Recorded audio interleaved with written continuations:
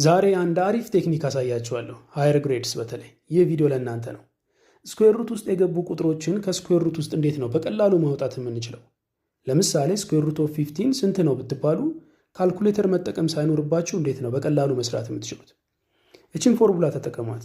ኤክስ ፕላስ ዋይ ኦቨር 2 ስኩዌር ሩት ኦፍ ዋይ። እችን ፎርሙላ ተጠቀሟት። ኤክስ ማለት የተሰጣችሁ ቁጥር 15 ማለት ነው በዚህ ኬዝ። ዋይ ደግሞ ለ15 የቀረበችን ፐርፌክት ስኩዌር እስኪያስቡ ስንት ነች? 16 ነች አይደል?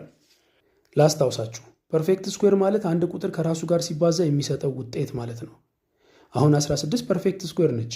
ለምን? 4 ከራሱ ጋር ተባዝቶ የሚሰጠው ውጤት ስለሆነ 4 ሲባዛ 4 16 ስለሆነ እና ደግሞ 16 ለ15 የቀረበች ፐርፌክት ስኩዌር ነች። ስለዚህ ዋይ 16 ትሆናለች ማለት ነው። ስለዚህ ኤክስ እና ዋይን ካገኘን በኋላ ይህንን ፎርሙላ ተጠቅሞ በቀላሉ መስራት ነው። እንስራው እስኪ። 15 ሲደመር 16 ኦቨር 2 ታይምስ ስኩዌር ሩት ኦፍ 16 አይደል?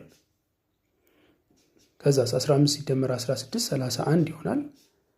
ይሄ ደግሞ 2 ታይምስ ስኩዌር ሩት ኦፍ 16 ከስኩዌር ሩት ሲወጣ 4 ይሆናል አይደል? ፐርፌክት ስኩዌር ነው ብያቸዋለሁ። 4 ከራሱ ጋር ተባዝቶ የሚሰጠው ውጤት ስለሆነ ከስኩዌር ሩት ሲወጣ ደግሞ 4 ይሆናል። ከዛስ 31 ኦቨር 8 ይሆናል ማለት ነው።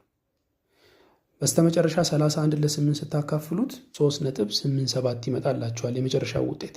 በካልኩሌተር ቼክ አድርጉት፣ ተመሳሳይ መልስ ነው የምታገኙት።